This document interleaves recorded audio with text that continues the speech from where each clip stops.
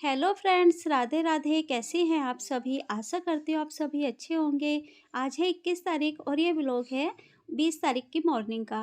तो ये देखिए, मॉर्निंग का टाइम था और मैं लग गई थी अपने डेली रूटीन वर्क में। तो सबसे पहले मैं सुबह को उठती हूँ तो अपने लिए 1 कप चाय और गर्म पानी पीती हूँ। पहले गर्म पानी पीती हूँ, फिर थोड़ा 1-2 मिनट का वेट करके फिर चाय पी लेती हूँ। और चाय पीते हुए ही मैं सब्ज़ी भी कट करती हूँ। कई बार ऐसा होता है कि सब्ज़ी मैं रात को ही कट कर लेती हूँ, लेकिन आज जतिन का स्कूल नहीं था और आयु है, आज उसको भी मेरे को छुट्टी करानी थी क्योंकि उसकी तबीयत ठीक नहीं थी। तो इसीलिए मैंने सोचा, रात को तो मैंने सब्ज़ी नहीं काटी। मैंने सोचा क्यों ना फिर मैं सुबह ही कट कर लूँगी। और चाय पीते-पीते फिर मैंने सब्ज़ी को भी कट कर लिया था और सब्ज़ी मैं आज बना रही हूँ बीन्स, जो राज बीन्स होती है वो मैं सब्ज़ी बना रही हूँ। तो फटाफट से मैंने ये सब्ज़ी कट करी, फिर आ गई थी मैं किचन में। तो किचन में मैंने कुकर चढ़ाया और मैं अपने टाइम को बचाते हुए चलती हूँ क्योंकि सुबह का टाइम जो होता है ना, बहुत भागम-भाग का होता है।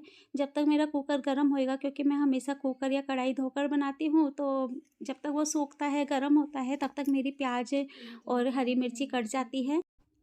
और जब तक कुकर गर्म होता है, तेल गर्म होता है, तब तक मेरी प्याज़ और हरी मिर्ची भी कट हो जाती है। और सुबह के टाइम ना हमें एक-एक मिनट बहुत भारी पड़ती है, तो बहुत ज़्यादा हमें टाइम का ध्यान रखते हुए टाइम को बचाना पड़ता है। और सुबह के टाइम ना हमारी एक नेचुरल स्पीड हो जाती है।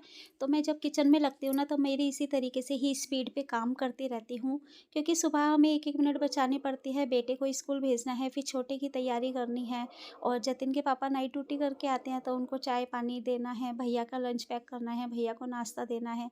तो सुबह मेरी काफ़ी टाइम ना मेरा किचन में ही यूँ ही बीत जाता है और पता नहीं चलता, सुबह ऐसे घड़ी भागती है। तो बड़ी स्पीड पे काम करती हूँ कि सबका टाइम से खाना-पीना तैयार हो जाए और मेरा छोटा वाला बेटा है वो भी स्कूल टाइम से चला जाए। तो अभी तो 1 आधा महीने की बात है, फिर फर्स्ट क्लास में आ जाएगा तो उसका टाइम भी फिर 8 बजे का हो जाएगा। और बड़ा वाला बेटा है, उसका तो टाइम है ही 8 बजे का, लेकिन अभी तो एग्ज़ाम चल रहे हैं, तो एग्ज़ाम की वजह से वो जाता है सवा 1, 1:20 पे ऐसे निकलता है, क्योंकि पौने 2 बजे स्कूल पहुंचना है।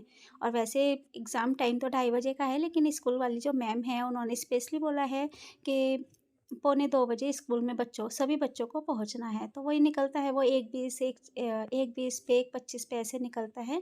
और स्कूल पास में ही है, ज़्यादा दूर नहीं है।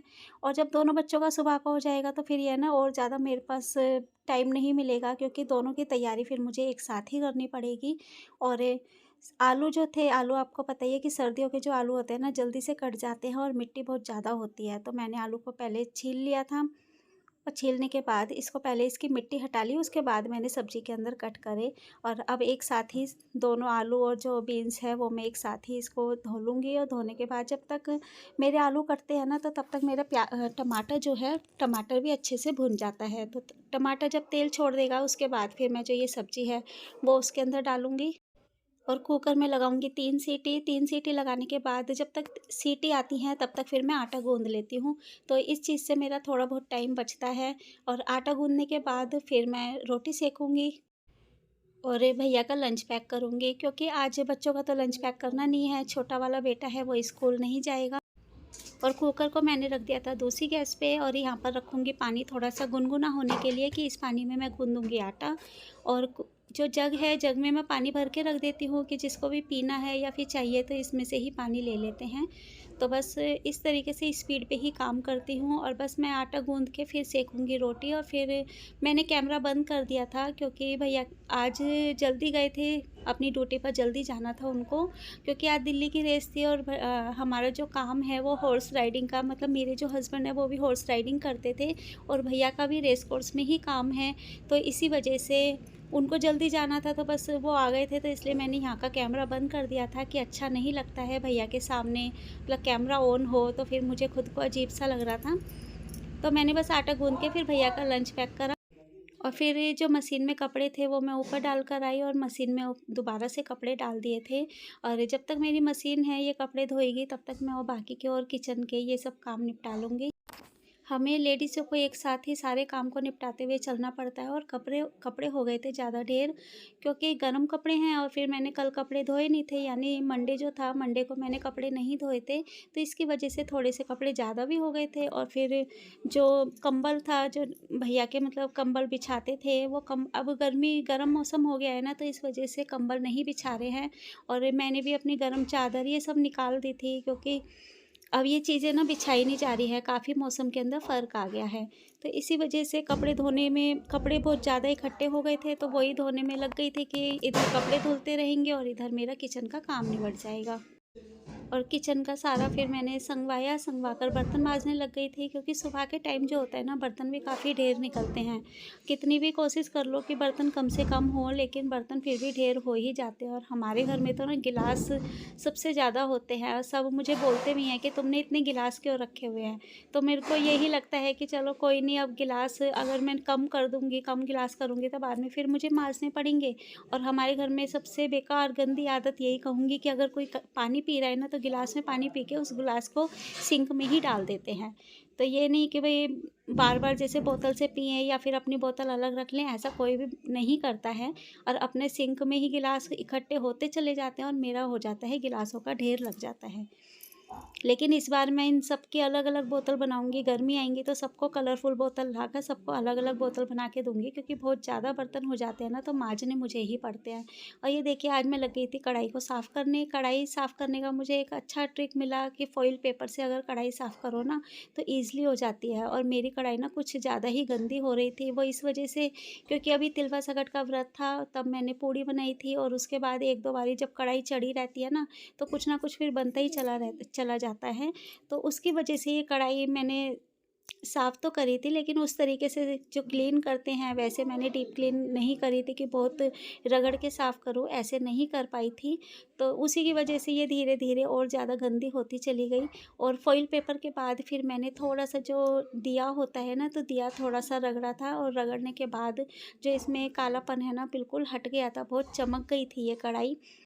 तो आप अगर इस तरीके से साफ़ करोगे ना, तो बहुत अच्छे से साफ़ हो जाएगी। और धीरे-धीरे करके मैंने इसको बस रगड़ती रही थी और जल्दी साफ़ हो गया था। मैं ये नहीं कहूँगी बहुत ज़्यादा टाइम लगा था, लेकिन जिस हिसाब से मेरे को ये गंदी लग रही थी, उस हिसाब से जल्दी साफ़ हो गई थी। तो मैंने फटाफट से इस कढ़ाई को साफ़ किया, और साफ़ करके मैं आपको दिखाऊँगी कि आप भी अगर आप साफ़ करो तो इस तरीके से ज़रूर ट्राई कीजिएगा, बहुत जल्दी साफ़ हो जाती है। तो ये देखिए, मैंने एक बार धोई थी, तो धोने के बाद मुझे फिर भी लग रहा था कि थोड़ी-सी काली है, तो मैंने फिर दिया लिया और दिए से मैं ऐसे ही रगड़ती चली गई और रगड़-रगड़ के इसको फिर चमका दिया था। क्योंकि हमारी जो मम्मी थी, मेरी जो सासू माँ थी, वो भी इसी तरीके से ही कढ़ाई को साफ़ करती थी और कढ़ाई बिल्कुल चमका दिया करती थी। कि पहले के ज़माने में तो ईंट से साफ़ करते थे, तो ईंट की उससे बहुत चमक जाती थी। और ये देखिए, पहले में और अब में कितना कढ़ाई में फ़र्क आ गया है। और अब हो गई थी शाम, शाम के जतिन के पापा ड्यूटी जाने का टाइम हो गया था, तो उनके लिए बनाई मैंने चाय।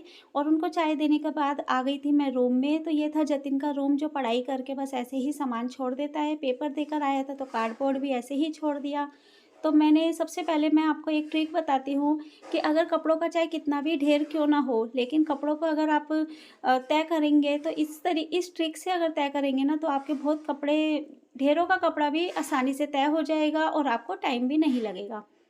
तो सबसे पहले मैं क्या करती हूँ कि जो ओढ़ने बिछाने के कपड़े हैं वो अलग कर देती हूँ, और जिनके पहनने के हैं तो वो सबके अलग-अलग ढेरी लगा देती हूँ। मतलब मेरे कपड़े अलग, जतिन के अलग, आयु के अलग, भैया के अलग, इस तरीके से अलग-अलग कपड़े रख देती हूँ। तो ये देखिए, मैंने अपने कपड़े जो हैं वो अपने तय करके अलग रख रही हूँ। इससे मेरे को छाँटना नहीं पड़ेगा, बस सब मुझे पता है कि अब ये मेरे कपड़े हैं, तो मेरे कपड़े अलग-अलग तय हो जाएँगे। मतलब एक ही जगह पर एक ही साइड लगा दूँगी। और नहीं तो अगर एक ही ढेर में से उठाते रहो और तय करते रहो ना, तो ढूँढने पड़ते हैं। और ये देखिए, जतिन जो है खाना-पीना खाकर आ गया था, इसको मैंने खाने के लिए कुछ दे दिया था, तो ये कह रहा था कि मम्मी मुझे ऐसा लग रहा है कि फ़ीवर हो रहा है। तो मैंने इसका माथा चेक करा, तो मैंने कहा बेटा आपको थकावट हो रही है, और कोई मतलब पीसीएम लेकर और थोड़ी देर लेट लो। तो इसको मैंने गोली दे दी थी, ये दवाई खा के लेट गया था, तो इसको खाना नहीं खाना था। इसने खाना नहीं खाना था, और ये जतिन के पापा लेकर नहीं जाते, ना खाते हैं, क्योंकि वहीं पर ही पार्टी होती है, तो वो वहीं पर खा लेते हैं। और आज भैया का भी फ़ोन आ गया था कि वो कह रहे थे कि मैं भी खाना नहीं खाऊँगा, बाहर से खाकर आऊँगा। तो इसीलिए खाना बनना नहीं था, तो मैं लग गई थी कपड़ों के अंदर। और ये देखिए ये है गरम चादर, और गरम चादर मैं किस तरीके से रखती हूँ कि मेरे को बाद में फिर जब सर्दी आती है, गर्मियों में सेव कर रख देती हूँ, सर्दियों में ढूंढना नहीं पड़ता। तो गरम चादर, पूरी चादर को मैंने तय करके और उसी के तकिए के छाड़ में मैंने गरम चादर और उसका छाड़ उसी के अंदर डाल दिया है कि नेक्स्ट टाइम जब सर्दी आएंगी तो मुझे इसको ढूंढना नहीं पड़ेगा। बस ये निकालूंगी और समझो पूरा मेरा सेट निकल जाएगा। तो सबके कपड़े तय कर करके मैंने अलग अलग रख दिए थे। अब इससे क्या है कि एक एक जने की अलमारी खोलूँगी और एक एक के ही कपड़े उसी अलमारी में रखती जाऊँगी। लास्ट में फिर मैंने चादर है वो भी चेंज करी। और ये जो गरम चादर है ना, ये गरम चादर और कंबल अब बिछाया नहीं जाता क्योंकि अब थोड़ा मौसम में फ़र्क आ गया है, तो इसको मैंने बेड में डाल दिया था कि अब इसका यूज़ नहीं है। तो जो जो कपड़े अब नहीं यूज़ होंगे तो वो मैं सबसे पहले धीरे धीरे रखती रहूँगी, और फिर लास्ट में हमारे कपड़े जो है वो पलंग में जाएंगे तो उनको तो मैं अलग तरीके से ही पैक करके रखती हूँ। तो चादर को मैंने चेंज कर दिया था। और खाना पीने की तो आज मुझे टेंशन थी ही नहीं, बस मुझे अपने लिए ही रोटी सेकनी है। बस एक आयु की सेकेगी, 3 रोटी मेरी। तो बस मेरा खाना आज टेंशन हो ही नहीं रही थी कि खाना बनाना है। तो इसीलिए मैं फिर इस रूम में थोड़ा सफाई नहीं, कपड़ों की तय करने लग गई थी क्योंकि कपड़े बहुत इकट्ठे हो रहे थे। तो बस आशा करती हूँ आज का व्लॉग आपको मेरा पसंद आया होगा। अगर व्लॉग पसंद आता है तो प्लीज़ इसको लाइक शेयर सब्सक्राइब करें। हम मिलते हैं अब आपको नेक्स्ट व्लॉग में, तब तक के लिए राधे राधे।